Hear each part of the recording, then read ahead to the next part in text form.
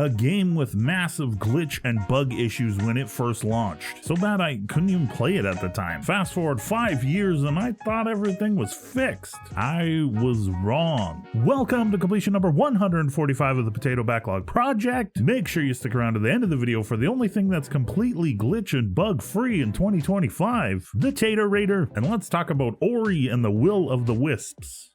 I feel like I'm going a little bit crazy. I remember booting up Will of the Wisps at launch on the Xbox One and it having massive performance issues, frame rate issues, input delay issues, and game-breaking bugs. Like the game would crash out what felt like every 5 minutes. I played for 30 or 40 minutes and I had to pack it up. I figured one day they would patch it and I would play it again. Well, that did kind of happen. 5 years later, I made it back with the Potato Backlog project. I got about 7 hours into my playthrough this time and then it happened. I triggered some sort of glitch or bug and I got a gray-white screen that just wouldn't go away. I tried reloading the game, exiting, restarting the Xbox. I hard booted the Xbox. It basically corrupted my entire save file somehow and it was over. And I was about 3/4 of the way through the game. So I had a choice to make because up to that point I was probably going to put this on my 50 favorite games of all times list because when it works, it's that good. It's incredible. The choice was restarting the game or shelving it and never going back. I really hate the idea of having all that progress lost. All that time spent just down the drain for nothing. I decided to suck it up and restart and created a new save file and played it all again to the end. Luckily no glitch this time. This left a pretty bad taste in my mouth though. I was bitter the entirety of the second playthrough. I searched online to see if people were still having similar issues, similar game-breaking bugs, and most of what I could find was from 2020 and 2021 when they were still actively patching bugs after the launch. It's hard to sit and write a review that I'm comfortable with after this experience. I can sit and tell you how tight the gameplay is, how incredibly satisfying exploring the world is, but it feels a little bit tainted. I could have not mentioned the game-breaking bug at all. There are enough awesome things going on in this game that it would have been easy to fill an interesting 6 to 7 minute Tater Raider review, but that feels incredibly dishonest and it just isn't my style. I could also just be an incredibly misfortunate gamer who just happened to find a really rare bug, something that in 2025 not many other gamers will experience. I just don't know. I don't know how common it is. For the record on how I tripped the bug, I didn't capture the gameplay. I was on one of these retracting vines. It pulls up into the mouth of a plant that closes in on Ori. I landed on it, I was sucked up really quick and I tried to react with a jump and then the screen went wonky with some weird sounds. It really is just a bummer. I do want to say a few quick things about the game though. Moon Studio does exactly what you're supposed to do with a sequel. They built on everything Blind Forest started and made it better in pretty much every way. The game focuses on exploration and upgrading Ori. As you upgrade and learn new abilities, you're able to access other areas of the world and further progress the story. The boss battles are fun and crazy, larger than life and satisfying to defeat. The way abilities and power-ups work is a welcome change from Ori and the Blind Forest. It doesn't feel as linear as the first game. The progression and unlocks feel more meaningful and the player is given much more choice in what they unlock and when. There are also a ton of NPCs to interact with this time. You actually help them build a little village in the middle of the map. These friendly creatures then have side quests for Ori to complete as you explore the map. Usually you're rewarded with orbs which allow you to upgrade certain abilities or buy new ones. The tightness of the controls and the feel of the platforming is just outstanding. It's one of the best feeling Metroidvanias I've ever played. It's one of the best feeling platformers I've ever played. There is a speed and pace you can play at that I just love. Air moves, projectile reflex, an ability quick change circle that allows you to adjust your 3 equipped abilities very smoothly on the fly. There is a sand drill mechanic you get mid-game that made for some really cool creative areas to explore. Everything builds on itself and gets better all the way to the finale. Will of the Wisps is a challenging game, but I do still think the first game was harder. If you die in Wisps, your progress isn't set back very far, so mastering certain difficult areas or enemies is faster and easier to do here. The developers also did an excellent job with the map in Will of the Wisps. I never really got stuck wondering where I should go or where I should try explore next to progress. I remember getting pretty stumped a few times in Blind Forest and it getting pretty frustrating. It's just a little bit hard for me to recommend Ori and the Will of the Wisps, even though it's as good as it is. It is a highly rated game from most outlets, even with all the launch issues. I don't agree with people looking past those. They shouldn't get a pass for that. It was released too early. I also just wouldn't want anyone to get as far as I did and just be crushed by the game-breaking bugs. It's not a great feeling, and it's unfortunately the thing I will now remember the most when I think back about this playthrough.